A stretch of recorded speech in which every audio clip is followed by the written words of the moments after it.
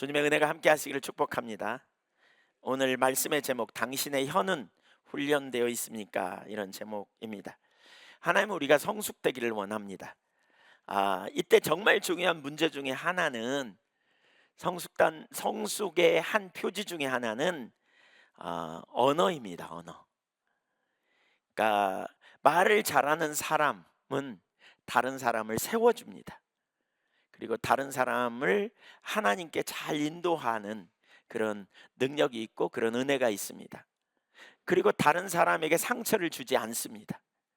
그것이 성숙된 그리스도인의 중요한 표지가 된다는 것을 야고보 기자는 가르칩니다. 우리가 오랫동안 십자가 복음을 나누었고 하나님과 친밀한 교제를 추구하고 인격적인 하나님과 개인적인 교제 가운데 우리가 있기를 열망하고 사모하는 가운데 우리의 삶에 정말 필요한 그리고 아주 중요한 요소 중에 하나는 뭐냐면, 실제적인 우리의 성숙을 드러내는 표현 중에 하나는 언어입니다. 우리가 어떻게 말하고 어떻게 행동하는지, 우리가 하는 말이 대단히 중요하다는 사실을 우리가 이해할 필요가 있습니다. 오늘 본문을 중심으로 세 가지를 살펴보려고 합니다. 첫째, 말에는 힘이 있습니다. 1절 2절을 보겠습니다. 내 형제들아, 너희는 선생된 우리가 더 심판을 받을 줄 알고 선생이 많이 되지 말라. 우리가 다 실수가 많으니 만일 말에 실수가 없는 자라면 곧 온전한 사람이라 능히 온몸도 굴레 씌우리라. 우리는 오늘 스승의 주일인데요, 선생이 되는 것을 참 조심해야 된다, 이런 표현이 있죠. 왜냐하면 선생은 말을 많이 하기 때문에 말로 인해 실수를 할 가능성이 있다는 거예요. 그래서 2절에 보면 만일 말에 실수가 없는 자라면 곧 온전한 사람이라, 이렇게 표현하고 있어요. 그러니까 말로 인해 실수하면 많은 사람에게 영향을 주기 때문에 그렇게 말하는 거죠. 그래서 디모데전서 3장 8절과 11절에 보면 집사의 자격에 대해서 말하면서, 그러니까 이와 같이 집사들도 정중하고 일구이연을 하지 아니하고, 말 문제죠. 술에 임박이지 아니하고 더러운 이익을 탐하지 아니하고, 11절 여자들도 이와 같이 정숙하고 모함하지 아니하며 절제하며 모든 일에 충성된 자라야 할지니라. 두 가지를, 말과 관련된 두 가지, 일구이연하는, 그렇죠?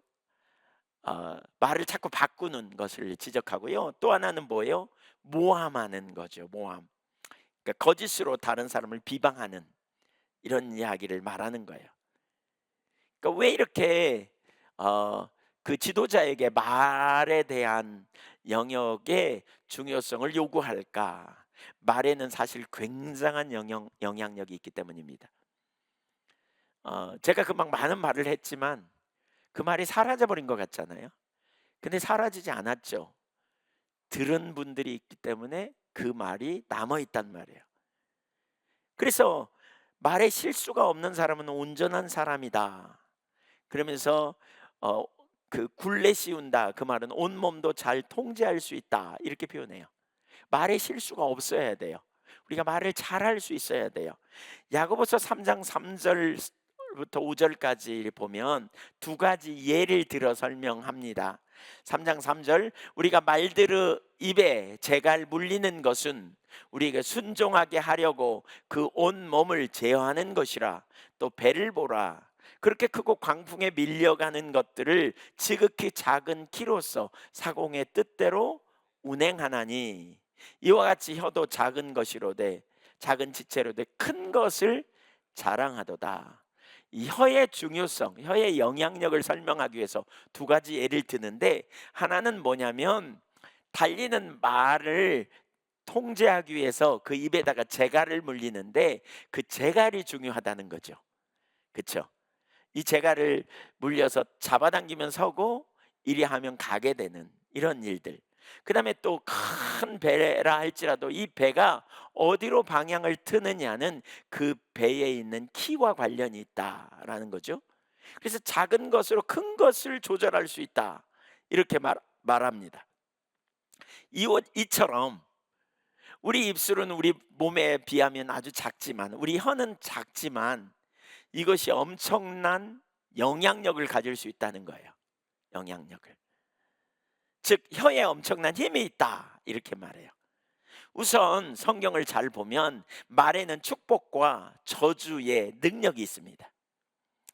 창세기 1장을 보면 말씀으로 세상을 창조하시는 과정이 나오는데요, 창조는 하나님의 말씀이 일으킨 결과물이라고 할 수 있어요. 성경은 인간의 말에도 영향력이 있음을 가르칩니다.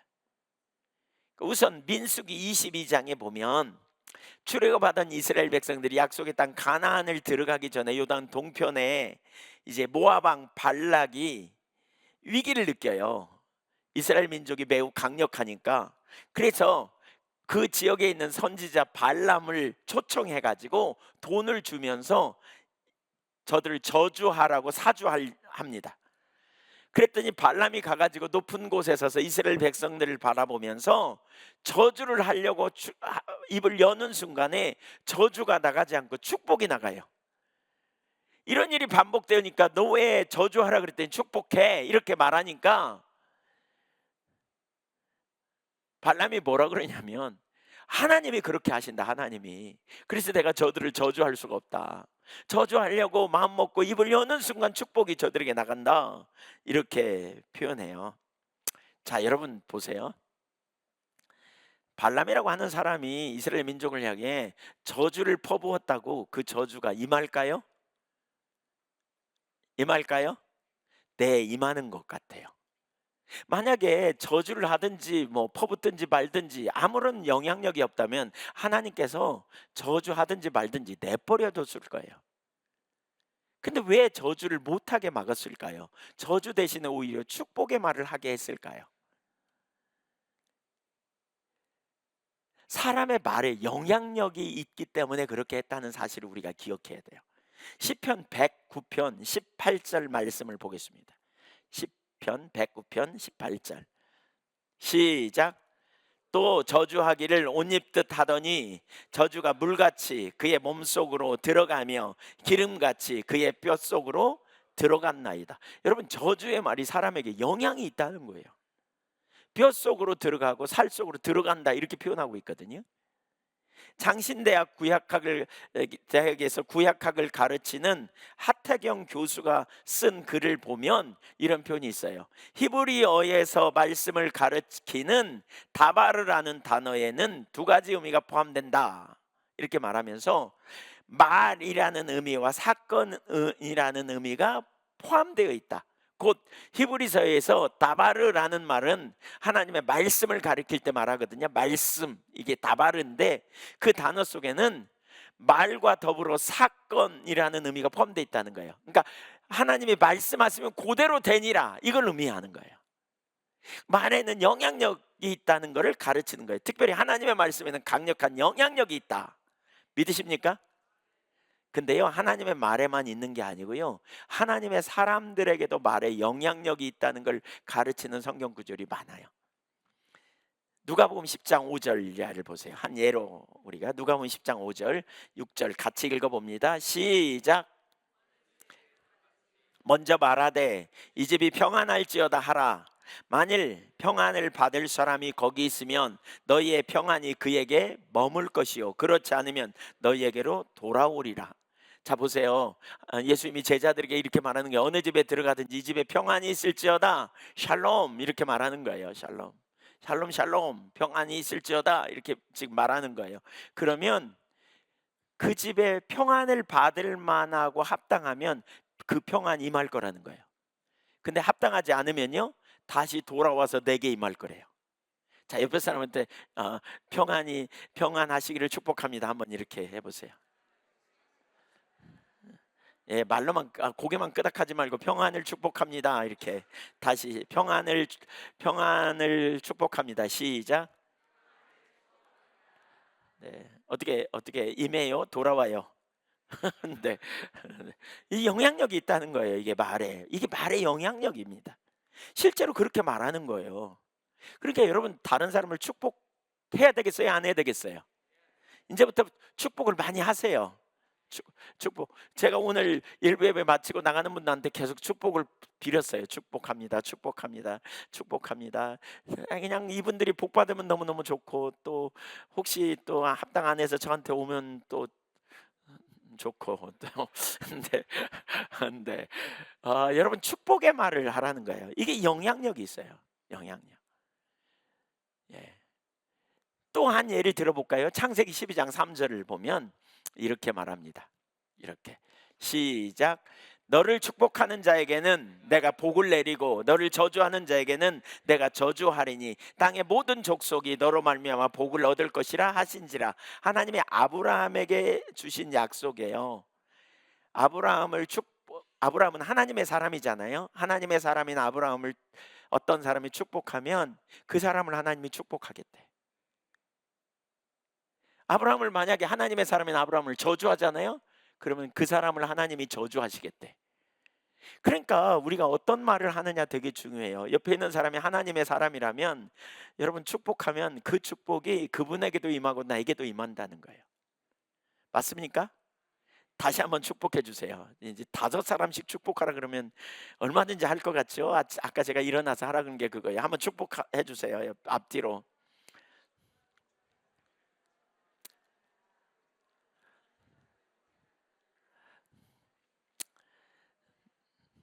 말의 효력이 얼마나 큰지를 보여줍니다. 뭐 이렇게 보지 않아도요, 여러분, 말의 효력이 참 크다는 걸 많이 느낍니다. 내적 치유하면서 가끔 그런 경험을 되게 많이 해요. 어떤 분과 대화를 하다가 자존감이 정말 낮아서 항상 이렇게 낮은 자존감 때문에 힘들어하는 분을 내적 치유하다가 깊은 대화를 나누는데 그 원인이 어디에 있었는가를 찾게 됐어요. 근데 어린 시절에 선생님이 좀 까불었더니 이렇게 막 구박을 하면서 볼 때마다 그랬대. 넌 싹수가 노랗다. 싹수 노란 놈. 이렇게 막 불렀대. 야, 싹수 노란 놈, 막 이렇게 불렀대. 근데 자기도 모르는 순간에 자기가 싹수가 노랗다, 앞날이 별 볼 일 없는 사람이구나, 이런 의식으로 사로잡히고 낮은 자존감에 계속해서 그렇게 여겨졌다는 거예요.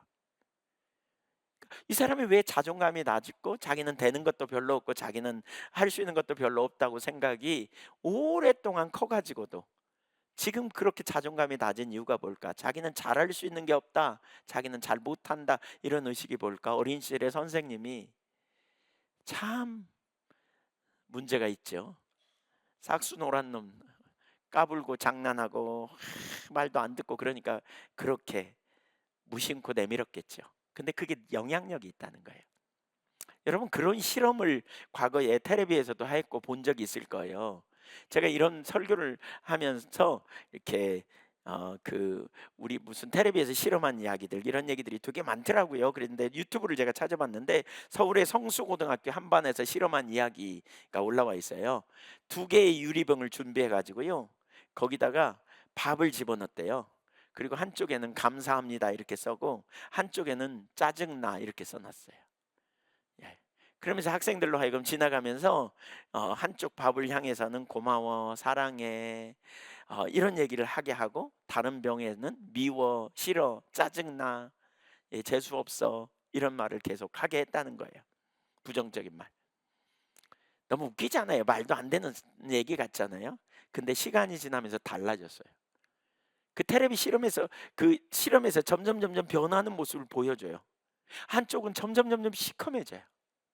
한쪽 거는 약간 누렇게 바뀌는데, 근데 그걸 나중에 열어봤더니 동일한 시간 동일한 조건에 두어서 열어서 냄새를 맡아보니까 한쪽 거는 구수한 냄새, 누룩으로 변하는 구수한 냄새를 내더라는 거예요.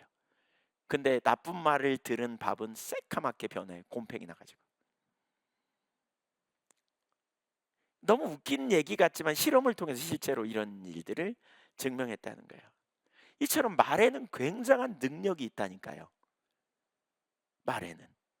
잠언 18장 20절 21절 한번 보겠습니다. 사람은 입에서 나오는 열매로 말미암아 배부르게 되나니 곧 그의 입술에서 나온 것으로 말미암아 만족하게 되느니라. 그러니까 칭찬하는 말, 격려의 말, 위로의 말, 이런 말들을 들을 때 만족하게 돼. 배부르고 만족함을 얻노. 그런데 21절 보세요. 죽고 사는 것이 혀의 힘에 달렸나니 혀를 쓰기 좋아하는 자는 혀의 열매를 먹으리라. 어떤 말을 쓰느냐, 이게 정말 중요합니다. 입과 입술에서 나오는 말의 결과, 그 결과로 말미암아 심각할 수도 있다는 거예요. 여러분, 말로 인해 사람을 죽일 수도 있다는 거 아세요? 말로 인해 사람을 살릴 수도 있고요, 세울 수도 있고, 반면에 말로 인해 사람을 죽일 수도 있고 망가지게 할 수도 있는 거예요. 별로 상관없는 것처럼 보이나요? 그런 예를 하나 보면, 요즘 그 연예인들이 자살을 되게 많이 하잖아요. 우울증 걸려갖고. 근데 그 원인을 조사해 보면 많은 경우에 그 뭐죠? 인터넷 악플과 관련이 있다는 거잖아요. 인터넷 악플을 들으면서 죽을 만큼 힘들었다. 연예인들이 이런 얘기하는 거 꽤 많이 들으셨을 거예요. 진짜 죽고 싶더라. 인터넷 연예인들은 인기를 먹고 사는 사람이기 때문에 사람들의 반응에 민감한데, 누군가가 무심코 던져, 뭐 재수 없어, 뭐 짜증나, 뭐 없어져라, 나오지 마라, 이런 악플들 뭐 그러나요? 뭐 그 정도가 아니에요. 요즘 여러분, 최근에 그 어느 자료를 보니까요, 그 말로 인한 문제의 자료를 보니까, 어떤 그 교육청에서 나온, 어떤 경남교육청인가 거기서 만든 자료를 보니까, 어 어떤 고등학생들 2명하고 중학생 2명하고를 이렇게 가슴에 이렇게 달게 해 가지고 그들이 하는 말을 조사해 봤더니, 고등학생 중에 한 명은 11초에 한 번씩 욕하고요, 또 다른 한 명은 17초에 한 번씩 욕하고, 중학생들은 34초인가 이런 사이에 한 번씩 그러니까 욕을 하더라는 거예요. 욕. 그러니까 너무너무 심각한 거죠. 얼마나 자주 욕을 하는지. 입만 열면 욕하고, 지금 그런 시대. 그러니까 남에 대해서 조롱하고 멸시하고 냉소적인 태도를 취하고, 이런 일들이 우리 가운데 지금 너무너무 심각해요. 아마 여기 학교 선생님들은 금방 알 거예요. 우리 오은경 집사님 같은 경우도 금방 알 거예요. 요즘 아이들이 어떻게 말하고 어떻게 행동하는지, 어떻게 반응하는지 너무나 심각한 상황입니다. 여러분도 경험하실 거요.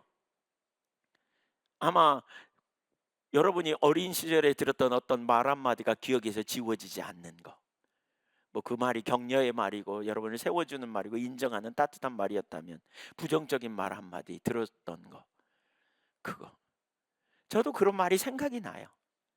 그 말을 생각해보면, 지금 보면 어떻게 그렇게 말할 수 있지? 뭐 이런 생각이 툭 떠올라요. 어떻게 나한테 그렇게 말할 수 있어? 뭐 이런. 그 승금원이 그 말이 생각나면 분노도 올라오고, 그 사람에 대해서 아주 그냥 이미지가 안 좋잖아요.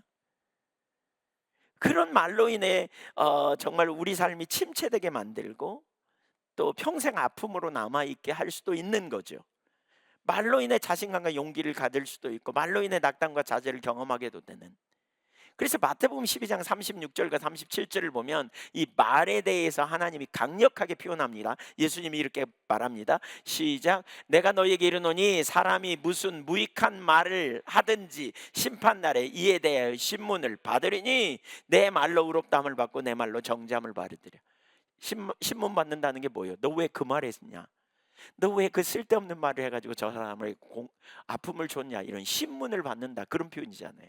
무익한 말, 영양가 없는 말, 그래서 사람에게 상처 주고 아픔을 주고 고통을 주는 말. 우리가 말 조금 합니까? 많이 합니까?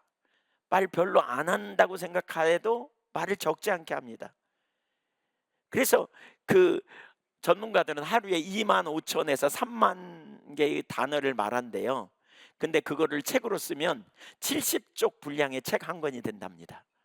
하루에 70쪽 분량의 책 한 권을 매일 쓰는 거예요. 1년이면요 70쪽 분량의 책을 365권 쓰는 거예요. 그러면 10년이면 60년 살면요 계산 불가해요. 무심코 하는 말로 어떤 사람의 기분을 확 끌어내리는 일도 있고, 어떤 사람을 완전히 망가지게도 하고, 어떤 사람을 완전히 실족하게도 만드는, 이런 일들이 우리 가운데 흔히 있다는 거예요. 우리의 말로 다른 사람을 세우고 격려하기도 하지만, 우리의 말로 다른 사람을 완전히 무너지고 망가지게 할 수도 있다는 거예요. 말에 책임이 있다는 거예요. 우리가 해야 될 말과 하지 않아야 될 말을 골라서 할 줄 안다면 지혜가 필요하죠. 어떤 말을 들을 때 어떤 사람이 공포를 느끼기도 하고, 어떤 사람이 불신앙으로 가기도 하고, 믿음이 확 떨어지고, 어떤 사람이 엄청난 공격을 받아 정말 낙심하고 좌절해 버리기도 하고, 어떤 사람이 생을 포기하고 싶을 만큼 그렇게 상처를 받기도 하고, 반면에 어떤 사람이 말을 잘해서 다른 사람을 세우고, 다른 사람을 일으키고, 다른 사람을 격려하고, 다른 사람을 회복시킬 수도 있는 이런 자리에 갈 수도 있다는 거예요. 그래서 시인은 이런 기도를 하죠. 주여 내 입에 파수꾼을 세우소서. 우리 입에 파수꾼을 세워달라고 우리가 기도해야 돼요. 파수꾼을 세워달라고. 우리는 그리스도인이에요. 하나님은 우리를 통해서 다른 사람을 살리기 원해요. 다른 사람을 일으키기 원해요. 그런데 우리가 입술을 잘 사용 못한다면, 입술이 성숙되게 된 결과가 입술로 열매를 맺지 못한다면, 우리는 다른 사람을 죽이고 흩트고 문제를 일으킬 수 있는 가능성이 얼마든지 있다는 거예요. 실제로 우리는 지금 우리의 입술이 어떤지를 점검해 봐야 돼요. 오늘 설교를 들으면서 여러분은 입술이 어떤지, 여러분의 혀는 어떤지 정말 한번 중심에 잘 살펴보면 좋겠어요. 지난 주간에 기도하면서 하나님께서 보호막이 걷혔다고 그런 감동을 주셨어요. 근데 저는 성경에서 나오는 보호막이 걷혔다는 표현, 그 부분 중에 한 부분은 결국 이거거든요. 말과 관련된 원망과 불평하는 거. 민수기 21장 원망과 불평이 보호막이 걷힌 사건이거든요. 지금 현재 우리 교회에 그런 일들이 있어요. 지금 보호막이 걷혀 있어요. 여기저기에. 뭐가 문제인지 심각하게 우리 자신을 좀 돌아보면 좋겠어요. 지금 제가 이 메시지를 오늘 같이 우리가 나누는 것은 지금 하나님이 우리를 이 문제 가운데서 강력하게 초청하고 계세요. 이 문제를 다루도록 하시는 것 같아요. 두 번째, 길들여지지 않은 혀는 매우 파괴적입니다. 야고보서 3장 5절 하반부를 보세요. 보라, 얼마나 작은 불이 얼마나 많은 나무를 태우는가. 얼마나라는 단어는 두 개가 나오는데, 너무너무 조그만 불이 무진장 많은 나무를 태울 수 있다. 지금 그 얘기입니다. 예. 우리 그런 얘기 보잖아요. 어떤 사람이 담배 피우다가 무심코 버렸는데 그걸 기하로 그냥 불이 붙어가지고 뭐 서울 시내 면적의 몇 배를 태웠다, 뭐 이런 얘기 듣잖아요. 뭐 축구장 면적에 200개를 태웠다, 뭐 이런 얘기도 막 듣잖아요. 며칠 동안 꺼지지 않는. 우리나라는 그래도 잘 붙들리고 좀 그래도 피해가 덜하지만, 미국 같은 데는 뭐 그걸로 인하여 진짜 뭐 수많은 피해가 나타나고 막 이런 일들이 있잖아요. 이 예를 지금 들고 있어요. 우리의 혀에 나오는 말 한마디가 얼마나 많은 위험성을 담고 있는지, 얼마나 많은 어려움을 우리가 만들어낼 수 있는지. 3장 6절 보세요. 같이 읽어봅니다. 이거 아주 어마어마한 얘기입니다. 한번 읽어보세요. 혀는 곧 불이요 불의의 세계라. 혀는 우리 지체 중에서 온몸을 더럽히고 삶의 수레바퀴를 불사르느니 그 사르는 것이 어디서 왔다고요? 지옥불에서 나온 거래요. 지옥불에서. 그래서 왜 그러느냐? 몸을 더럽혀, 공동체를 깨뜨려, 무너뜨려, 한 사람의 인생의 수레바퀴를 불태버려. 그래서 올바로 가지 못하게 하는 거예요. 그냥 멈춰서게 만든다는 거예요. 완전히 망가뜨려 버리는 일을 하는 거예요. 그 어디서 왔냐? 지옥불에서 왔다는 거예요. 지옥불에서. 우리도 모르는 순간에 지옥불을 우리 입에다 달고 다니면서 사람들을 망가뜨리고 공동체를 무너뜨릴 수 있다는 거예요. 말의 영향력이 얼마나 대단한지, 얼마나 파괴적인지, 얼마나 모든 사람을 무너뜨리는지 강력하게 표현하고 있어요. 우리가 그리스도인으로서 어떤 언어를 사용해야 하는지, 우리가 어떤 태도와 자세를 가지고 있어야 하는지를 보여주고 있습니다. 사실 제가 내적 지도를 하면서 그런 경험을 정말 많이 봐요. 사랑하는 말, 격려하는 말, 긍정적인 말을 듣고 자란 어린 시절을 보낸 사람들과 그렇지 못하고 욕, 저주의 말, 부정적인 말을 계속 듣고 자란 사람들은 확실하게 다릅니다. 수치심이라는 분야를 이렇게 다루고 제가 공부하면서 거기 수치심에 나온 이야기들을 보면 진짜 수치심과 관련된 사람들이 현재 수치심을 갖는 주된 요인 중에 가장 큰 영향을 주는 게 뭐냐면 사람들의 말이라는 거예요. 말이 성인이 돼 가지고 어떤 말을 들으면 현재 수치심을 느끼는 거예요. 수치심이 많은 사람은 사람들 앞에 나서는 걸 어려워하고요. 사람들이 함께 모여 있을 때 거기를 가로질러서 밖으로 나가는 일도 잘 못해. 수치심 때문에. 눌리기도 하고요. 사람들 앞에 이 속마음을 제대로 표현도 잘 못하고요. 이런 그 어떤 한 사람의 이야기가 거기 소개되고 있는데 40살 된 여자분인데 조사해 봤더니 자기의 수치심이 어디에서 나왔느냐 보니까 초등학교 3학년 때 어떤 남자 아이들이 학교 마치고 돌아오는데 "돼지야, 돼지야." 이렇게 놀렸다는 거예요. 그 수 그때 그래 가지고 집에 와서 울면서 왔대. 그래 가지고 엄마한테 "엄마, 친구들이 나를 돼지라고 놀려." 그랬더니 엄마가 "안 그래. 너 괜찮아. 네가 무슨 돼지야. 넌 정상이야." 그랬다는 거예요. 근데 안 믿어. 이걸 안 믿어. 그때부터 자기 사진을 쫙 보니까 그러더라는 거예요. 한 번도 어렸을 때부터 독사진을 찍은 적이 없고요. 그때 이후로 사진 찍을 때마다 사람들 뒤에 이렇게 숨어 가지고 자기 몸매를 가리고 찍더라는 거예요. 결혼해 가지고 남편이 "당신 예쁘다."고 이렇게 말해도 안 믿은 거예요. 그리고 항상 이렇게 박스형 그런 옷만 입고 다니고. 자기가 그 어렸을 때 초등학교 3 학년 때 사진을 봤더니 자기가 날씬하더라는 거예요. 돼지가 아니었다는 거예요. 소위 말하는 놀릴감 받을 만큼 그렇게 뚱뚱하지도 않았다는 거예요. 사실 뚱뚱하다고 놀려서도 안 되지만 그렇지도 않았는데 장난으로 그냥 한번 툭 던진 것이 그 아이의 그 아이가 자라나면서 내내 그리고 성인이 되어서도 완전히 수치심에 눌려서 사람들 앞에 나서지도 못하고 자기 자신에 대한 열등 의식에 심하게 사로잡혀 살아가는 원인이 됐다는 거죠. 우리 등산 가다가 위에서 높은 데서 장난으로 돌멩이 하나 툭 던지면 따라온 사람 박 터져요. 그런 격이 열리는 거예요. 지금 그 얘기예요. 그래서 지옥에서 나온 거라는 게 지옥에서 나오는. 우리는 언어에 대해서 우리가 무심코 던지는 말에 대해서 진짜 심각하게 생각해 보아야 될 시점입니다.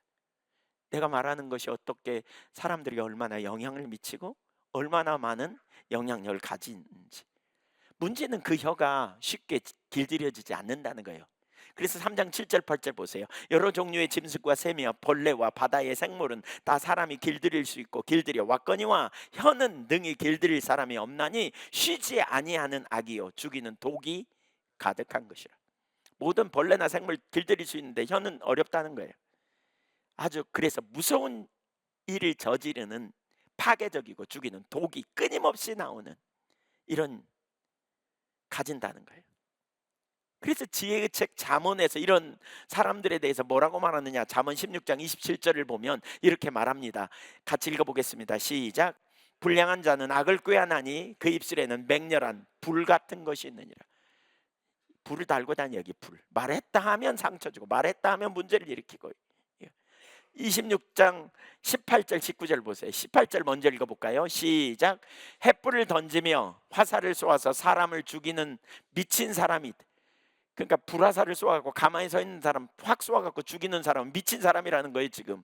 근데 그런 미친 사람이 그런 사람만 아니라 다른 사람도 있대. 그게 뭐냐? 자기 이웃을 속이고 말하기를 내가 희롱하였노라 하는 자도 미친 사람이라는 거예요. 이게 무슨 얘기예요?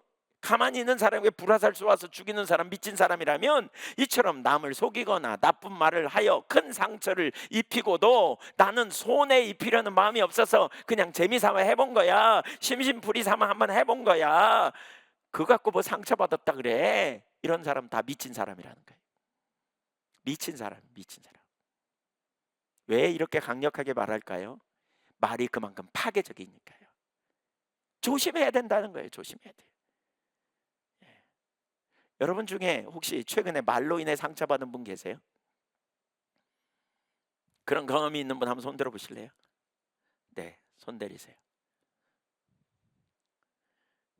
더 이상 상처받지 않기 위해서 어떻게 해야 하는가를 여러분 생각해야 돼요. 여러분이 상처받았다면 속 사람이 강건해야 돼요. 사람의 평가가 아니라 하나님 앞에서 평가를 소중히 여기고 그 사람의 말이 내게 해당된다면 회개하고 돌이켜야 되고요. 그러나 근거가 없는 말이라면 무시해야 돼요. 그리고 하나님과 관계로 더 가까이 가서 하나님과 정체성을 회복하고 발견하는 자리에 서야 돼요.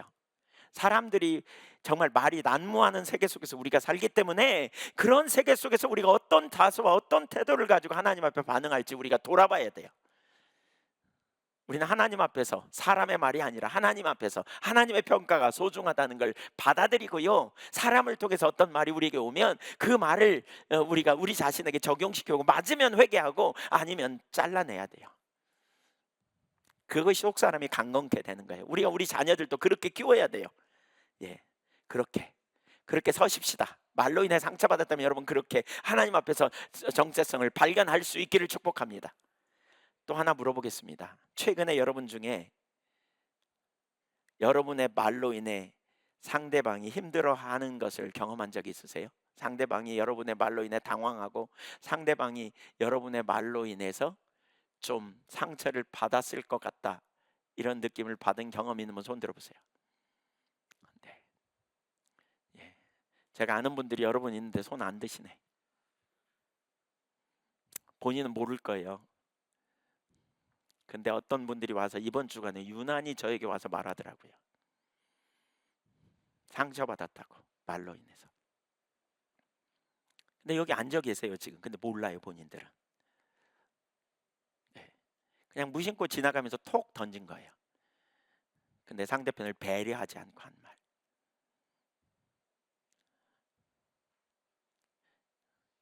그러니까 우리도 모르는 순간에 그만큼 우리가 말에 둔감해 있거든요. 둔감해 있다는 거예요. 희한하게 최근 한 달 가까이에 집중적으로 이런 문제를 하나님이 드러내시는 것 같아요 지금. 말로 인한 문제, 섬기면서 일어난 말로 인한 부딪힘, 또 서로 대화하면서 부딪힘, 무심코 얘기하면서 부딪힌 이런 얘기들요, 지금 하나님이 집중적으로 드러내시는 것 같아요. 저는 말로 인한 공격에 우리 가운데 지금 엄청나게 심하구나, 이걸 깨달아요. 지옥이 열린 것 같아. 지옥문이 열린 것 같아. 지금 우리 한교회에 그런 문제들이 엄청나게 많이 발생하고 있어요.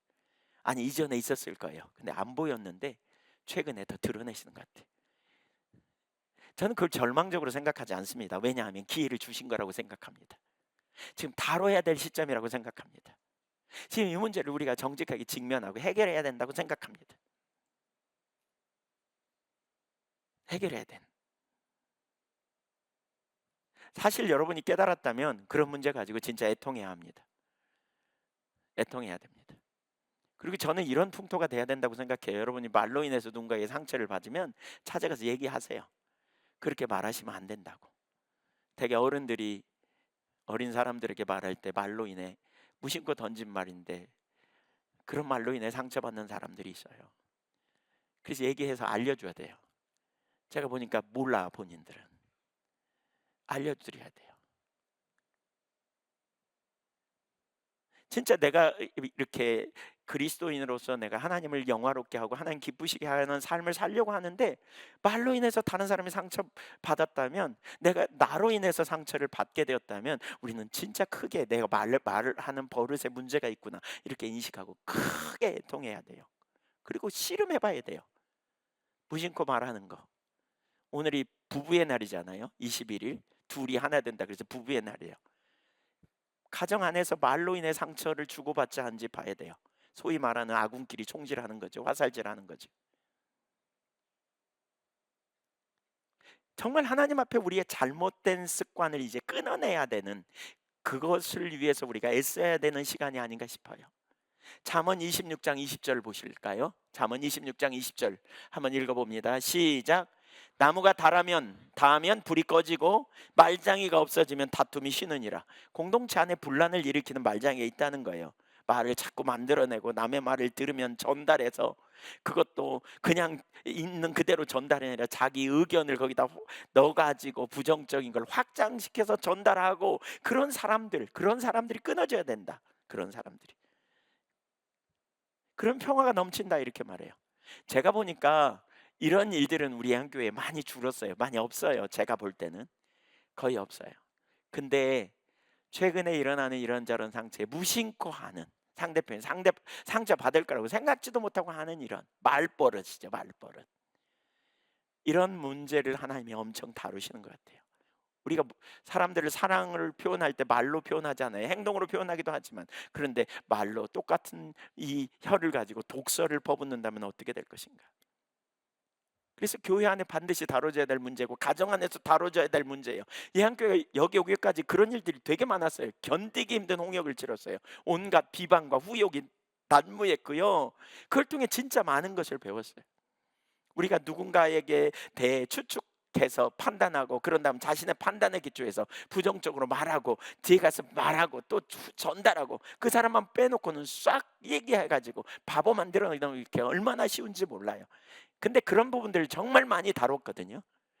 근데 지금 시점에서 제가 보니까 우리가 후욕하고 이런 부분도 더 많이 다뤄져야 되겠지만, 말하는 버릇을, 무심코 말하는 습관을 진짜 점검해보고, 우리가 성숙되게 말하고 성숙되게 대화하고, 정말 하나님의 그 은혜를, 하나님의 사랑을 전하는 그러한 통로로 우리가 다른 사람을 격려하고 세워주는 그러한 일들이 우리 가운데 일어나야 되겠다고 하는 거예요. 빛과 어둠의 영적 전쟁과 그림자라는 빛과 어둠의 영적 전쟁이라는 책에 보면 이런 표현이 있어요. 말세에 무슨 일이 있을 것인가에 대한 그러한 표현을 거기 이렇게 말하고 있는데 매우 성경적이에요. 근데 그분의 표현에 보면 이렇게 말하고 있어요. 말세에 사탄의 세력들이 말을 타고 성도들을 향해 대적해 온대요. 그런데 이분이 자세히 보니까 그 말들은 다름이 아닌 미성숙한 성도들이라는 거예요. 미성숙한 성도들. 예, 세워지지 못한, 곧 육적이고 깨어있지 못한 성도들이 사탄이 올라탄 말들이라는 거예요. 그리고 사탄의 세력들이 하나님의 군대를 향해 엄청난 화살을 쏘더라는 거죠. 근데 그 화살은 다름이 아닌 미성숙한 성도들의 언어를 통해서 하나님의 백성들을 공격하는 통로로 쓰임 받고 있더라는 거예요. 그래서 그 책에 보면 그런 얘기가 있어요. 사단의 무리들이 똥을 찍사면 그걸 맞은 사람들이 말로 다른 사람을 공격한다는 거예요. 그러니까 아군끼리 총질해야 되는 거죠. 아군끼리 문제를 일으키고 비난하고 흉보고 이러면서 어려움이 오는 거예요. 이것이 말세의 원수마귀가 하나님의 백성들을 공격하는 영적 전쟁이라는 사실을 우리가 기억해야 돼요. 우리는 아주 다른 사람에 대하여 말하는 것을 좋아하는 나쁜 습관이 우리 속에 있어요. 엄청난 어두움입니다. 우리나라 전체에 이런 어두움이 있다고 저는 생각합니다. 그 사람이 없는 데서 후욕하는 일을 아무렇지도 않게 합니다. 하나님은 후욕의 죄를 매우 심각하게 다루는데 그럼에도 불구하고 알지 못하고 그렇게 합니다. 제가 전에 섬기던 교회에, 그 마을에 이제 전도하러 이렇게 나가면 가을 같은 때 이렇게 햇빛 따뜻한데 담벼락 밑에서 이렇게 멍석 깔아놓고 사람들이 왜 고추 배 가른다 그러잖아요. 고추 씨 빼는 이런 일을 해요, 모여서. 그러면 이제 제가 뭐 간식거리 좀 가지고 가요, 이런 사람들에게 접근해서 복음 전하려고 이렇게 가요. 거기 이제 교회 성도님도 한 두 분 앉아 계시고 이제 뭐 가서 얘기합니다. 막 이렇게 하면서 무슨 얘기 하시나. 그리고 가까이 가서 들어보면요, 가까이 가면서 들으면요, 남 흉보는 얘기를 그렇게 끊임없이 합니다. 어제도 하고 오늘도 하고 그저께도 하고 계속 합니다. 남의 며느리 흉봤다가 뭐 심지어 그 집 개까지 흉봐. 개 뭐 흉볼 게 있겠어요? 이런 거예요. 그냥 그 집 개새끼는 어떻게 그냥 그 맨날 수컷만 난다. 뭐 암컷이 나야 돈이 되는데 막 이런 흉봐. 제가 있는데도 막 그런 얘기 막 해요. 와, 제가 교회 성도님 두 분한테 그랬습니다. 이 다음에 천국 가면 하나님이 물으실 거 아니에요? 너 뭐 하다 왔냐? 그러면 뭐라고 답하실래요? 제가 볼 때는 대답할 말이 이거 하나밖에 없을 것 같은데, 남의 흉보다가 왔습니다. 계속 그러실 거냐고. 그런 자리에 가지 말라고. 가시거든 남 흉보는 거 하지 말자고 그렇게 말하시라고. 되게 좋아요, 우리. 그러고 보니까 사실 남 얘기가 아니더라고요. 저도 여기 예한교회 이제 와 가지고 서울로 집회를 다니고 막 그러다 보면 그 당시엔 집회 다니면 밤에 이제 밤 예배 마치고 그냥 바로 왔거든요. 요즘은 그렇게 오면 그냥 너무 피곤해서 힘들더라고요. 근데 과거에는 그렇게 많이 왔어요. 그러면 막 새벽까지 오잖아요. 근데 여기까지 오는데 엄청 빨리 오는 비결이 있어요. 그게 뭐냐? 남흉 보고 오면요. 한 개도 안 졸려요. 그냥 아드레날린이 팍팍 나와요. 그냥 아이고 벌써 와버렸네요. 막 이러면서 와요. 그냥 아이고 좀 더 길었으면 좋았을 텐데 막 별식과 같다 그러잖아요. 남의 말은 별식과 같다. 그래서 그냥 단 것처럼 느끼는 거죠. 근데 제가 이 문제를 깊이 생각해 보니까 이걸 하나 깨달았어요. 뭘 깨달았냐? 우리는 남의 말하는 걸 좋아해요. 그런 체질이에요. 남 흉보는 거 되게 좋아하고요. 그리고 적어도 남의 말하는 거를 옆에서 들으면서도 별로 그만합시다 이런 말 잘 안 해요. 그냥 동조하거나 아니면 그냥 있어요. 근데 있잖아요. 누가 자기 말 한마디 하잖아요. 뒤집어져요. 엄청 싫어하면서. 아이러니잖아요. 내가 그렇게 하기 싫으면 안 해야 되는데 우리도 그 자리에 얼마나 익숙하게. 아니 여러분 제가 한 이 말에 자유로운 분 손 들어 보세요. 난 안 그렇다 그러면 손 들어 보세요. 네. 존중합니다. 그런 분 혹시 계시면 아무도 손 안 들었지만. 근데 우리가 이게 우리나라 전체예요. 우리 DNA 속에 있다니까요. 우리 안에. 이게 얼마나 우리 속에 그러한 후욕과 남을 향한 비난과 험담에 우리가 열려 있는지 보세요. 이게 하나님 앞에서 엄청난 죄악인데 죄악인지도 모르고 그게 한 사람에게 얼마나 치명적인 결과를 가져오는데 그런 줄도 모르고 공동체를 깨뜨린 줄 모르고 가정을 해파할 수 있는데 그런지도 모르고 그래서 우리가 정말 그런 마귀의 통로가 되는 쓰임받는 우리의 입술이 되지 않도록 진짜 경각심을 가지고 우리가 깨어 있어야 된다는 거예요. 동의하세요? 진짜 경각심을 가지고 우리가 깨어 있어야 되겠다고 하는 거예요. 우리 하나님 나라와 영광을 위해 한다고 하면서 우리가 그렇게 나간다면 어떻게 될까? 제가 오늘 설교를 하게 된 배경이 그런 거예요. 사실 다른 설교하려고 그랬는데 하나님이 우리에게 지금 이 문제를 다루시기 원하는구나. 이게 너무 분명하게 보였어요. 최근 교회 가운데 말로 인해 상처를 주고받는 일들이 정말 많이 드러나요. 특별히 지난 며칠 동안은 제가 그런 생각이 들었다니까요. 지옥문에 들어간 것 같아. 지옥문이 열린 것 같아. 왜 이렇게 이런 일이 많냐? 얘기를 들으면 다 상담하면 다 그런 것과 연관되어 있는 거예요. 이거 중심에 사랑하는 마음도 있고 하나님을 경외하는 마음도 있어요. 근데 제가 볼 때 의도를 가지고 하는 게 아닌 것 같아요. 대부분의 경우는. 근데 무심코 그냥 하는 게 엄청난 영향력을 야기시키는 거죠. 그래서 서로에게 상처를 주고받는 일이 막 일어나는 거죠. 이런 일이. 지난 며칠간에 걸쳐 선교원 어린아이, 그 조그마한 어린아이들 사이에서도 이런 일이 있었다는 거예요. 사나리 학교에서도 이런 일이 막 일어났어요. 막 한 건이 아니야. 보니까 막 서로 주고받고 막 너무나 처절한 죄성을 우선 하나는 보게 되고요. 우리 인간이 정말 본질적으로 심각하다는 생각이 들었고요. 어른들도 그런 일들이 막 끊임없이 있었어요. 저는 어린아이들을 생각하면서 이런 말을 들을 때 제일 먼저 제가 정말 중심에 회개했습니다.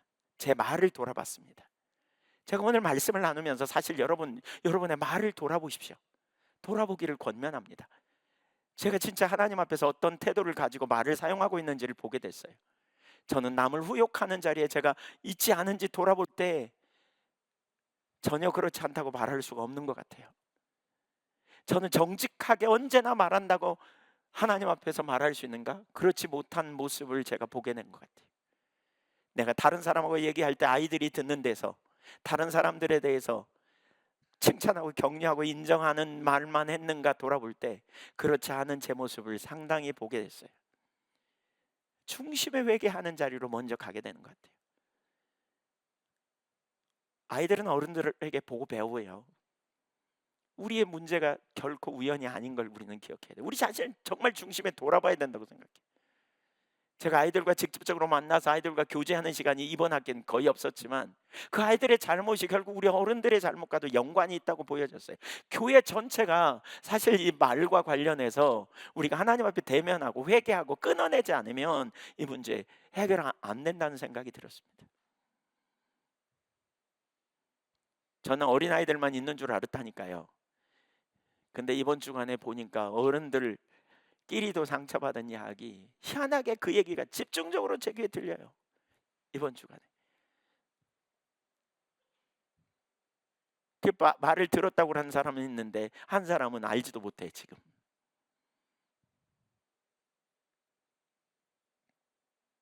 시편 101편 5절을 한번 읽어보겠습니다. 우리가 절박하게 회개하고 사실 돌이키며 이런 것을 끊어내야 합니다. 시인은 이렇게 말합니다. 시작. 자기의 이웃을 은근히 헐뜯는 자를 내가 멸할 것이요 눈이 높고 교만한 마음이 교만한 자를 내가 용납하지 아니하리로다. 이거 왜 이런 말을 할까요? 은근히 헐뜯는 자를 내가 멸할 것이다. 공동체에서 없애버릴 것이다. 그런 의미잖아요. 그만큼 심각하기 때문에 그래요. 그러니까 우리 공동체에서 말로 인해 실수하는 거 우리가 끊어내려고 힘써야 돼요. 이거 한두 아이의 문제가 아니에요. 이거 우리 어른들의 문제이고 우리가 서로 상처를 주고받는 자리에 있는 문제예요. 우리가 진짜 중심에 하나님 앞에 회개하고서는 일이 일어나야 돼요.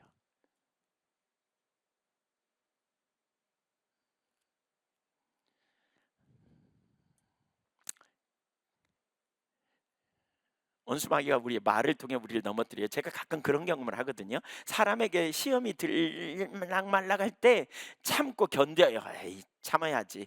그래, 축복해야지. 그러고 있으면 희한하게 어떻게 알았는지 누가 와가지고 그 사람 얘기를 해요. 부정적인 얘기를. 그러면서 막 부정적인 말을 막 해요. 그러면 나도 모르게 이제 내 감정이 이제 막 올라와. 그래갖고 그 사람이 하는 얘기에다 덧붙여갖고 막 부정적인 말, 그 인간이 그랬다고, 그 놈이 그랬다고, 그 XX가 그랬다고 막 이렇게 막 발전되는 거예요. 막 끌어오릅니다. 그리고 쏟아놔버려요. 입으로 확 쏟아놔버려. 그리고 나중에 보면 엄청 허망해요. 내가 지금 뭐 한 거지? 여러분 아세요? 원수 마귀는 우리로 죄를 짓게 하고 넘어지게 하고 실패하려고 끊임없이 그래요. 남을 판단하는 죄, 남을 향하여 우리가 부정적인 말하는 죄, 이런 부분이 끊어져야 돼요. 왜 우리가 그 자리에 갈까요? 왜 이렇게 부정적인 말, 불신의 말, 아니 그러니까 왜 우리가 남을 향해 그런 표현을 할까요? 우리가 돌아봐야 돼요. 몇 가지 원인이 있지만 간단하게 그냥 얘기하면 불신앙이 있을 때 우리는 다른 사람에 대해서 부정적인 말하기가 쉬워요. 불신앙에 빠졌을 때 민수기 예 보면 민수기 13장에 보면 12명의 정탐꾼 보냈잖아요. 10명이 돌아와 가지고요. 부정적인 보고를 하기 시작하니까 60만 명이 거기 동조해서 넘어가잖아요. 그러니까 말의 영향력이 이렇게 강해요. 말은 파괴적이라고 그랬어요. 부정적인 말이 이렇게 영향력이 강해요. 여러분, 여러분의 자녀들을 보면서 부모가 무심코 싹수가 노란 놈이 아까 그 선생님이 그랬다는 것처럼 너는 싹수가 노래. 그러면 이 아이가 듣는 입장에서는 나는 삭수가 노란갑다. 나는 앞날에 열매도 맺을 수 없고 나는 앞날에 소망도 없는갑다. 이렇게 바라볼 수 있잖아요. 여러분 삭수가 노랗습니까? 누가 삭수가 노란 것 같아요? 어떤 공동체가 삭수가 노란 것 같아요? 앞날이 보나마나 뻔한 것 같아요?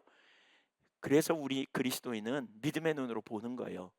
예, 농사짓는 분 대답해 보세요. 우리 박동엽 장로님 농장에 씨를 뿌렸는데 싹이 났는데 노래예요. 그럼 어떻게 하실 거예요? 갈아엎어버립니까? 어떻게 하세요? 비료를 줍니다. 퇴비를 줍니다. 삭수가 노라면 주님의 그래서 가르치는 거예요. 은혜가 필요해요. 그렇죠? 우리가 돌보는 거예요. 그래서 우리에겐 주님이 필요해요. 그게 전부가 아니에요. 근데 우리가 그렇게 표현하는 거예요. 삭수가 노라면 싹이 노라면 갈아엎지 않아요. 이렇게 비료를 주고 농사짓는 분들이 그렇게 해요. 그래서 푸르게 해요. 그리고 잘 하잖아요. 우리가 그렇게 우리 자녀들을 그런 눈으로 봐야 되고 우리가 환경을 그런 눈으로 봐야 돼요. 그 모여서 얘기하면 부정적인 말을 너무나 쉽게 우리는 아무렇지도 않게 해요. 너무나 쉽게.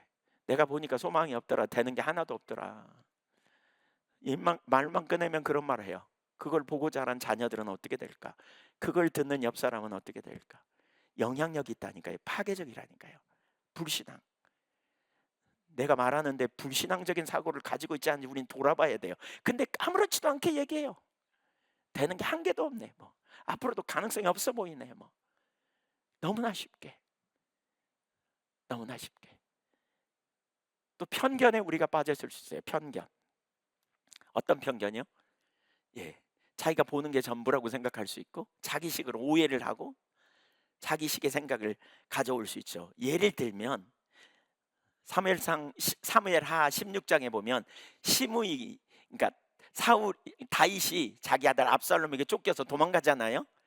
아들이 반역을 일으켰고, 그리고 아버지가 아들에게 쫓겨서 도망가요. 그때 시므이가 쫓아오면서 뭐라 그러냐면 이렇게 말해요. 이렇게 보세요. 사무엘하 16장 7절. 이 시므이는 사울 집안 출신으로 사울 집안이 망한 것에 대한 쓴뿌리를 가지고 있어요. 그러니까 우리가 이 편견은 되게 상처로부터 말미암아요. 왜냐하면 그 상처를 있는 그대로 못 보고 왜곡돼요. 과잉 반응해요. 그래서 시므이가 이렇게 말해요. 16장 7절. 시므이가 저주하는 가운데 이와 같이 말하니라. 피를 흘린 자여, 사악한 자여, 가거라 가거라. 8절 보세요. 시작. 사울의 족속의 모든 피를 여호와께서 네게로 돌리셨도다. 그를 이어서 네가 왕이 되었으나 여호와께서 나라를 내 아들 압살롬의 손에 넘기셨도다. 보라, 너는 피를 흘린 자이므로 화를 자초하였느니라 하는지라. 왜 지금 쫓기고 있다고요? 시므이가 바라볼 때 다윗이 왜 쫓기고 있다고요? 사울 집안에 피를 많이 흘려서 너 쫓기고 있다, 이렇게 말해요. 맞는 말이에요? 틀린 말이에요? 틀렸어요. 사울 집안에 피를 흘려서 쫓긴 게 아니에요. 이 뭐냐? 우리아를 죽이고 그 안에 밧세바를 범한 사건 때문에 징계받는 거예요. 지금 그 사건 때문에 일어난 일이에요. 근데 시므이는 자기 상처를 거기다 반영해가지고 너 저주받아, 너 죽어야 돼, 이렇게 말하는. 우리가 다른 사람에 대해 말할 때 오해, 편견으로 이렇게 말할 가능성이 되게 높아요. 편견으로. 오늘날 우리 모습이 아닙니까? 어떤 상황이 생기면 자신의 상처와 편견으로 말하고 판단하기가 얼마나 쉬운지. 그래서 이런 것들이 마귀가 공격하는 통로가 된다는 거예요. 그렇게 되면 매우 파괴적인 결과를 가져와요. 다른 사람들에게 많은 상처를 줄 수도 있고, 그래서 관계가 깨뜨려지고 공동체가 무너지게 되는, 상상할 수 없는 문제를 가져올 수 있게 되는 거죠. 그래서 야고보서 1장 19절을 한번 읽어볼까요? 야고보서 1장 19절에 다 읽지 말고요, 듣기는 속히 하고. 시작. 말하기는 더디하며 성내기도 더디하라. 다시 한번 읽죠. 시작. 듣기는 속히 하고 말하기는 성내기도 더디하라. 왜 이럴까요? 우리가 편견이 많고요, 보는 것에 한계가 있기 때문에 그래요. 그래서 분별의 자세가 필요해요. 또 우리가 이렇게 우리가 잘못 말하는 이 배경에 또 뭐가 있냐? 시기 질투가 있어요. 시기 질투, 경쟁심이 있어요. 그래서 왜곡되게 말하기가 참 쉽죠. 우리가 시기 질투, 남을 끌어내는 말, 비난하는 말, 우욕하는 말, 말하면서 기뻐. 내 경쟁 상대, 내가 시기하는 그 사람 앞에다 끌어놓고 부정적인 말 해보세요. 얼마나 재밌는지. 어떻게 하냐고요? 제가 다 해봤어요. 회개했어요. 그리고 근데 이런 일들이 우리 가운데 내려져야 돼요. 내려져야 돼요. 여러분, 진짜 우리 말로 인해서 애통해 보자고요. 이런 일이 끊어지기를 여러분도 소망하시죠? 이런 일이 없어져야 되겠죠? 없어져야 돼요. 없어져야 돼요. 철저하게 우리가 이걸 좀 잡아가면 좋겠어요.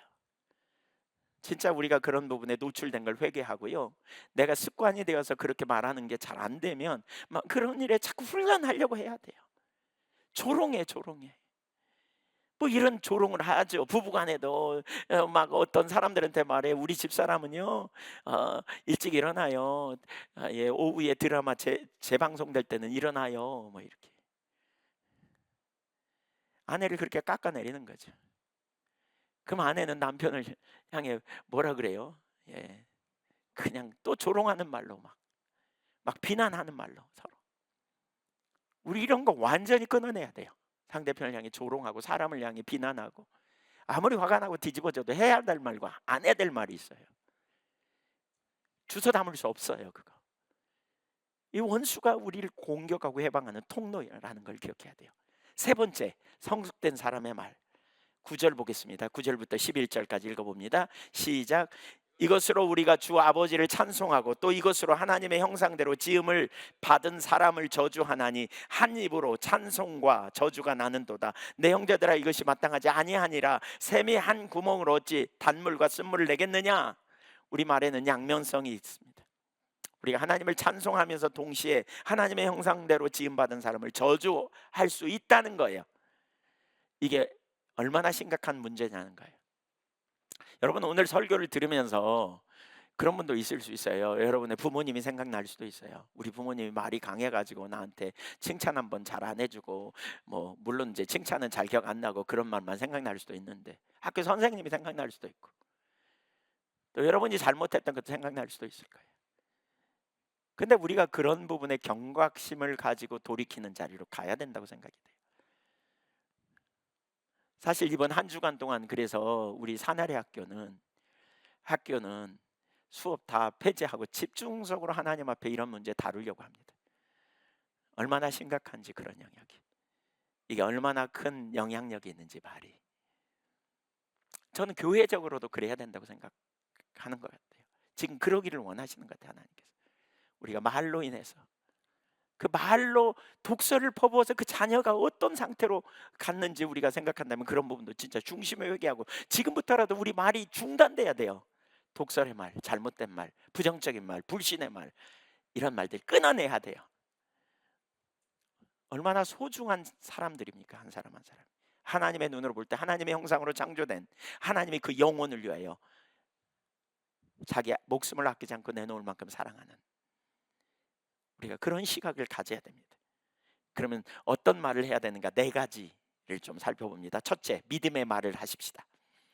믿음의 말을 하십시다. 따라서 보세요. 믿음의 말을 합시다. 믿음은 들음에서 나고 들음은 그리스도의 말씀으로 말미암는다 그랬고요. 믿음의 사람은 믿음으로 말하고 믿음으로 생각하고 믿음으로 말하고 믿음으로 행동한다 그랬어요. 믿음으로 자꾸 생각하고 믿음으로 말해야 돼요. 자꾸 믿음으로. 이것이 훈련돼야 돼요. 이 무슨 얘기예요? 보이는 현실이 다가 아니라는 거죠. 우리가 하나님을 빼버리고 말하지 말자는 거예요. 지금 어려움이 있고 지금 문제가 있어도 하나님이 하실 거다, 이런 믿음의 말을 해야 사람이 살아나요. 소망이 있잖아요. 아니 이게 뭐 막연하게 긍정의 힘, 이게 아니에요. 우리는 하나님을 신뢰하기 때문에 그분이 함께 하시면, 그분이 오시면, 그분이 우리와 동행하시면 그분 그게 일이 일어난단 말이에요. 현재가 다가 아닐 수 있지만 주님이 함께 하실 때 거기 놀라운 능력이 있어요. 부정적인 말 왜 합니까? 현재를 보고 그것이 전부인 줄 여기니까 그래요. 그러니까 본인이 믿음이 없는 거예요. 왜 삭수가 노랗다 그래요? 왜 삭수가 지금 그렇게 보여요? 그리고 노랗다고 비난할 게 아니에요. 그러면 도와야 돼요. 그리고 중단시키고 뭔가 이 도움이 필요한구나, 이걸 깨닫는 거예요. 이게 현명한 농부의 태도인 것처럼 우리가 어떻게 봐야 되는가? 믿음의 눈으로 봐야 돼요. 우리는 죄에 대해 죽고 하나님께 대해 살았잖아요. 우리가 정말 진리에 동의할 수 있는 이유는 하나님께 대해 살아있기 때문에, 곧 하나님의 은혜가 우리의 삶을 이끌기 때문에 그래요. 하나님 안 계신 것처럼 말하지 마십시다. 하나님이 무능한 것처럼 말하지 마십시다. 하나님 전능하십니다. 신실하십니다. 말씀하신 말을 반드시 이루십니다. 현재 소망이 없어 보입니까? 현재가 다가 아님을 기억하십시오. 우리 하나님은 능력이 하나님이십니다. 너무나 많은 불신앙적인 표현이 우리의 자녀들을 절망하게 합니다. 너무나 많은 불신앙적인 표현들이 다른 사람을 헐뜯어 무너지게 합니다. 지금 낭망하고 절망하는 상태에 있어 보입니까? 그를 향해 이렇게 말하십시오. 하나님이 살아계신다. 하나님이 이루실 거다. 하나님께 소망을 두라. 하나님은 길을 내신다. 믿음의 사람이 해야 될 말입니다. 무너뜨리고, 너를 보니까 너 신앙 잘못돼서 너 심각하게 문제가 있는 것 같아. 너 소망 없는 것 같아. 아니, 잘못됐다면 뭐가 잘못됐는지도 정확하게 얘기해주고 문제가 뭔지 깨닫고 길을 가도록 세워주되 격려해주고 이렇게 가야 되는데, 그냥 부정적인 말 던지고 불평하게 만들고 앞서서 일해가는 사람 끌어내리는 거죠. 앞서서 일해가는 사람 불신의 말을 하고 지금 보니까 한 개도 되는 게 없구만 된다 그러네 뭐 이러면서. 그럼 앞서는 사람은 완전히 지치게 만드는 거죠. 탈진하게 만드는 거죠. 불신의 말들을 우리가 내려야 돼요. 네.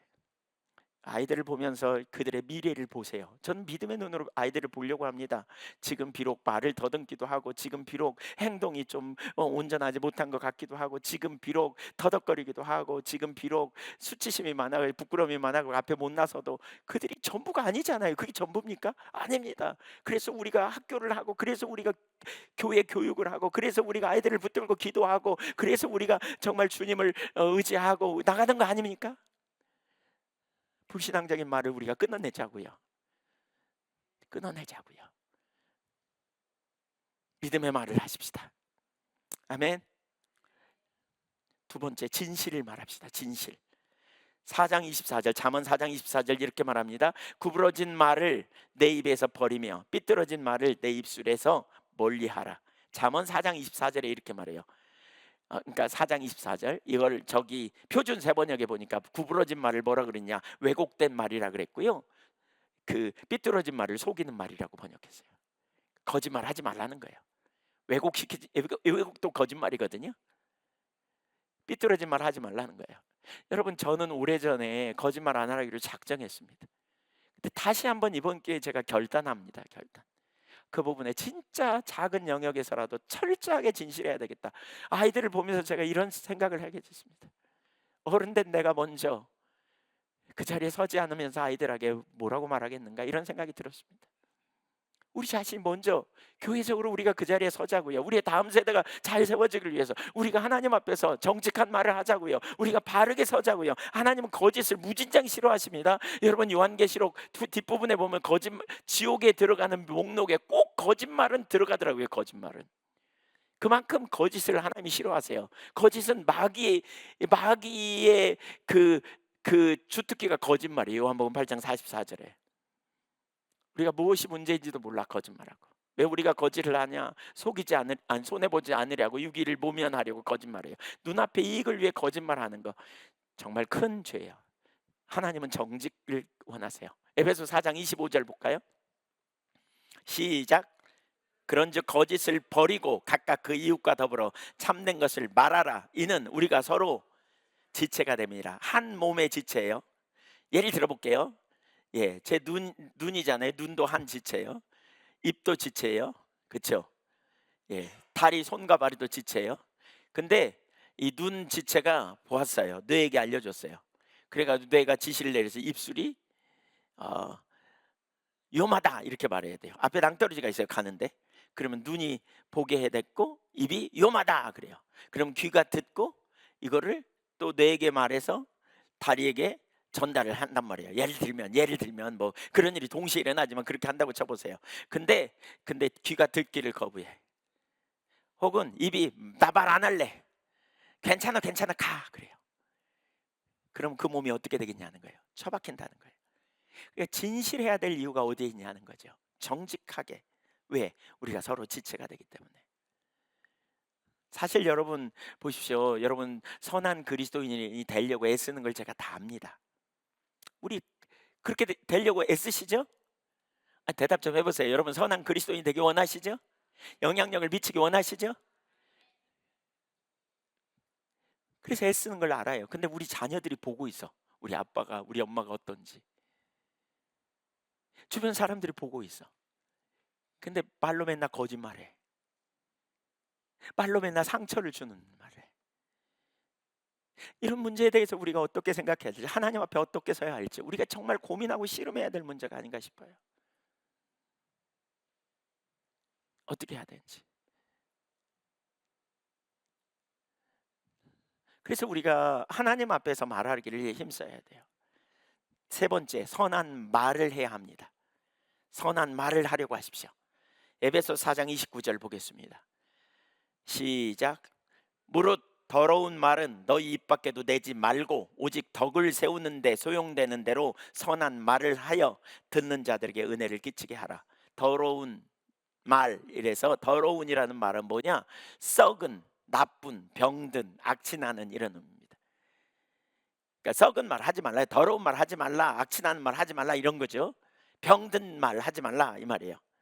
이런 말이 뭐가 있을까요? 날카로운 말이에요. 날카로워. 빈정돼요. 말을 할 때 빈정되는 투로 하지 마세요. 날카롭게 말하지 마세요. 예, 날카롭게.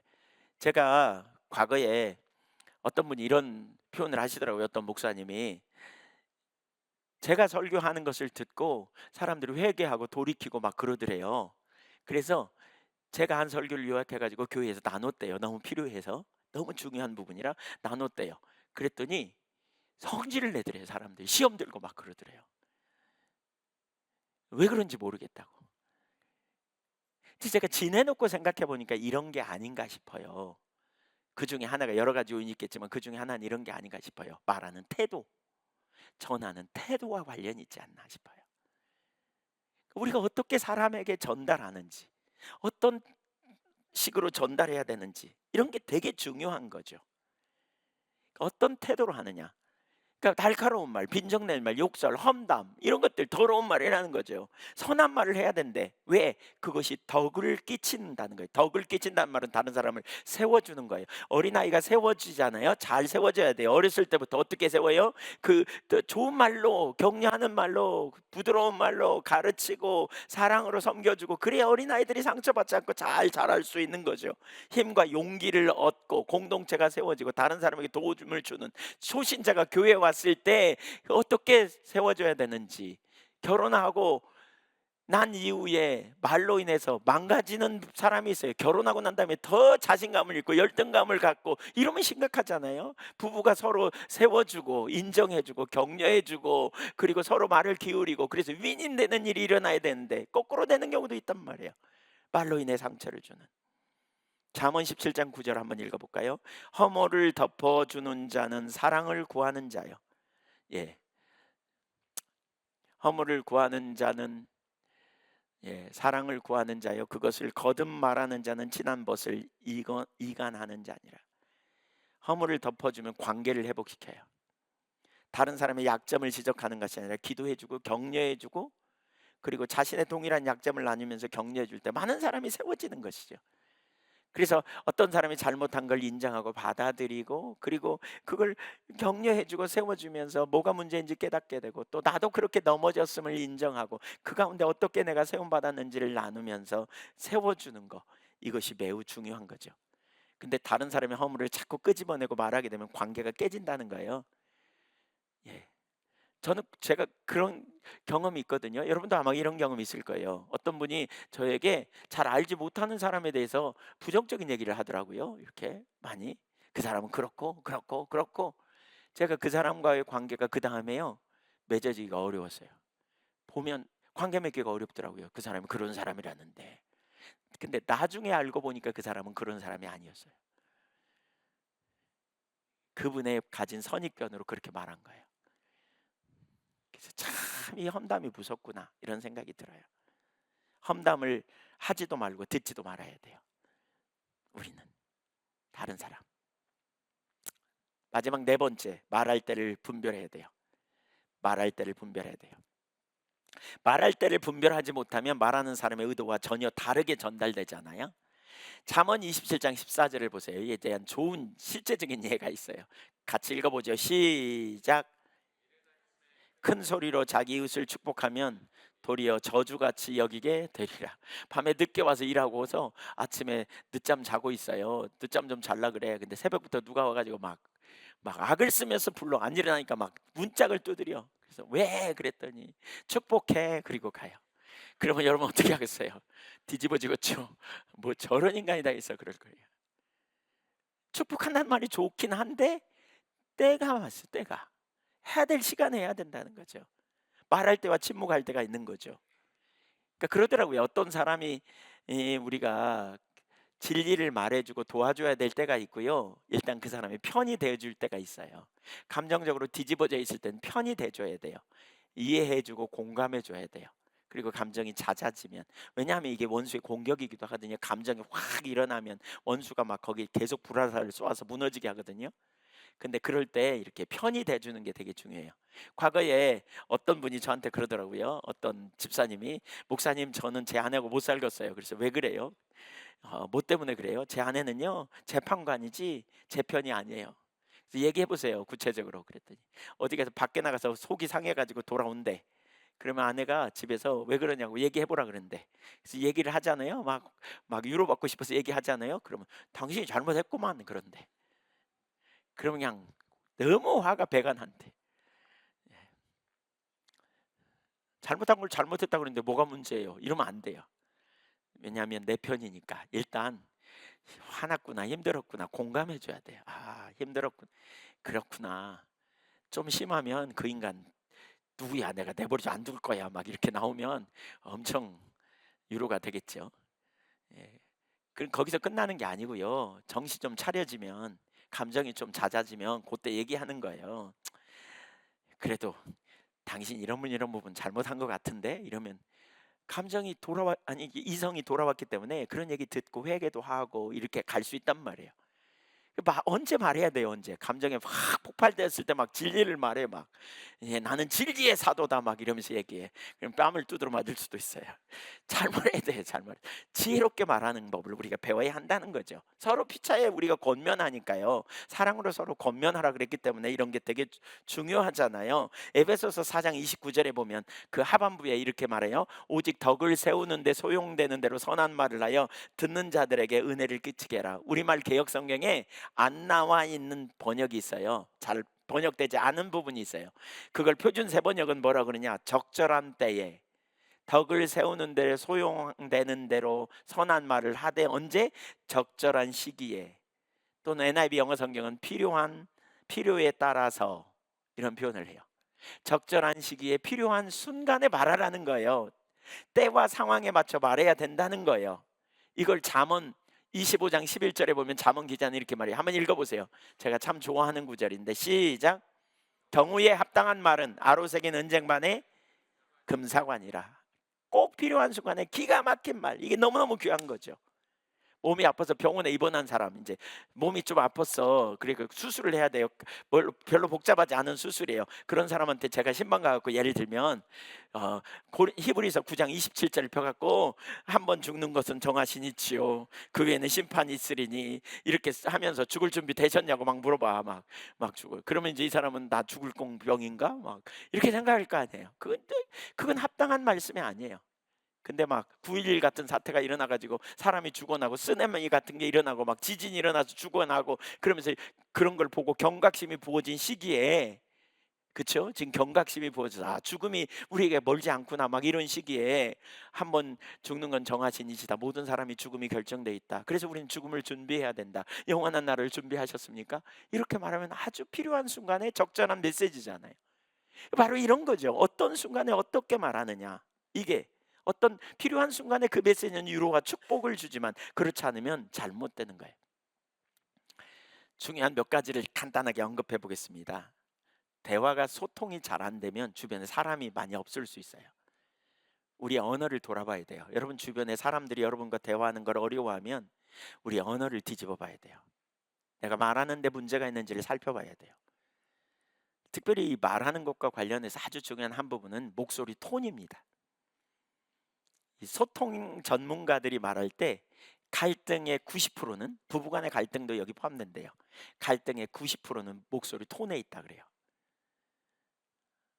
목소리 톤에 있어. 막 강하게 표현해 막.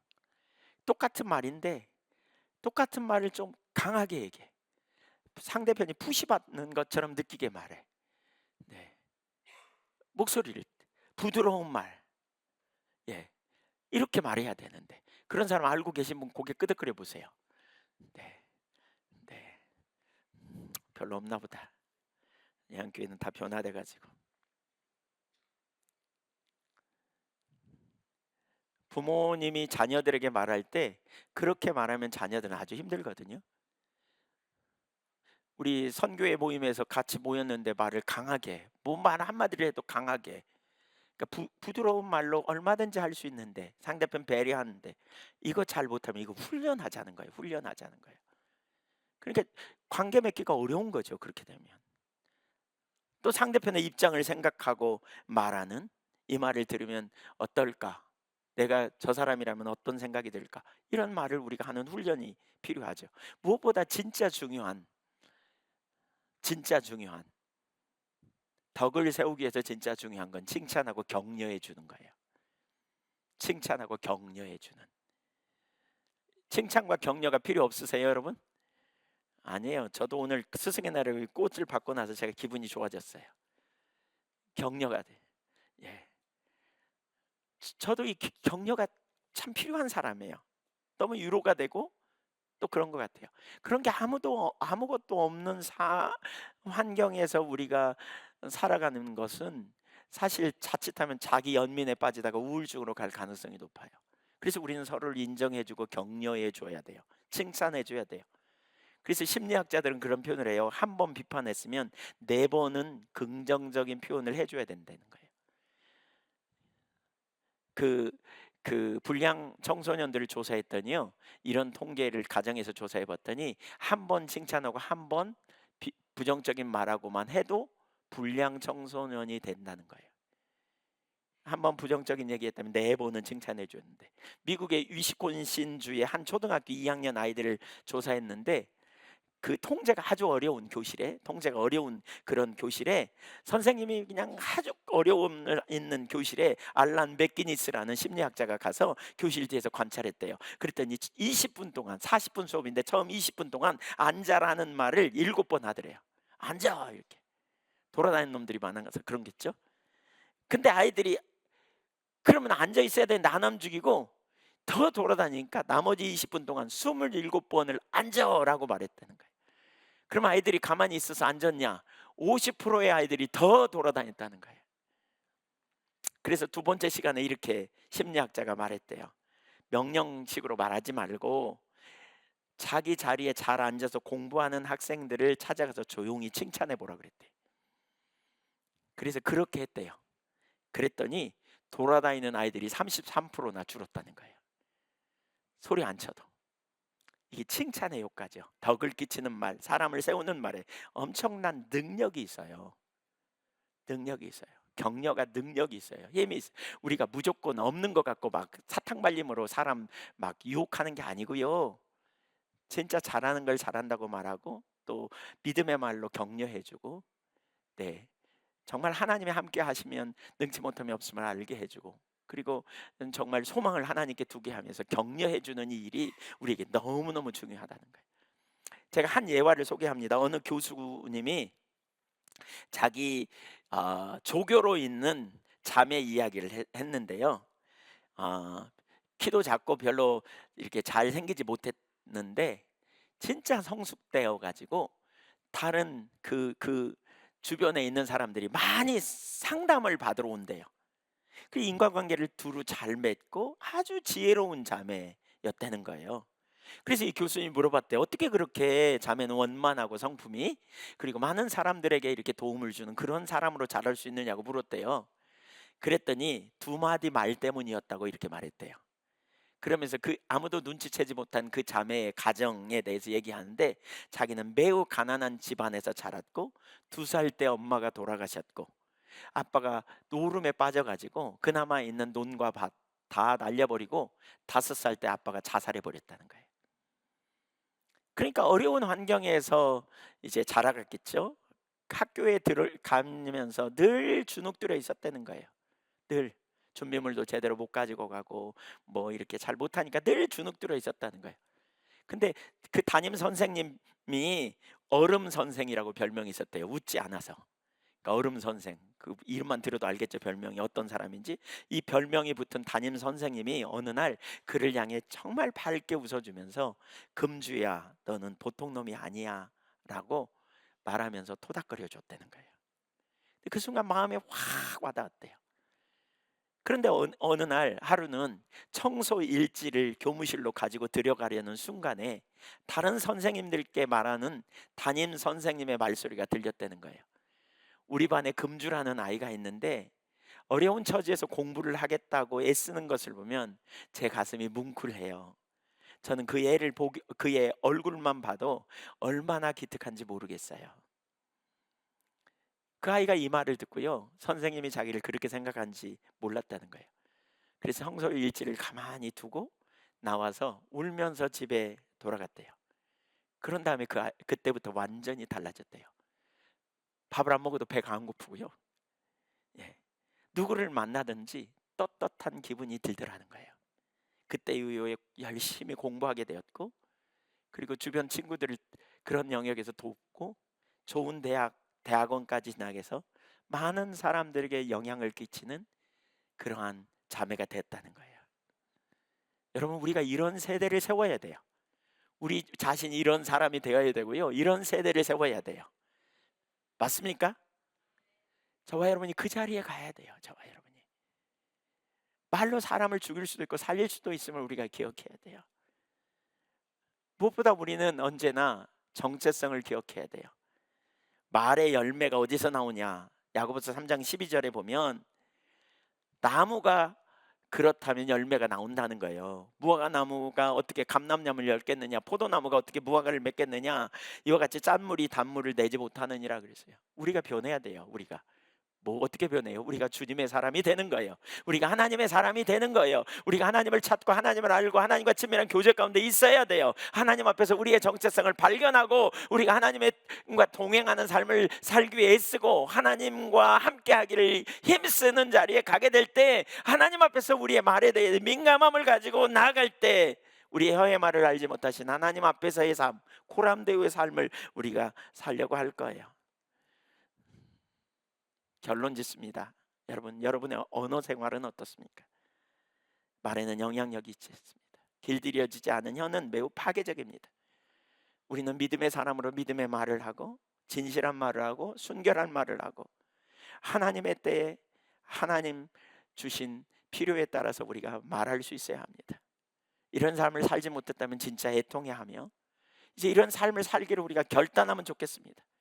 후욕하지 않으셨습니까? 혹시 남을 비난하고 험담하는 일에 우리가 그 자리에 같이 동조하지 않았습니까?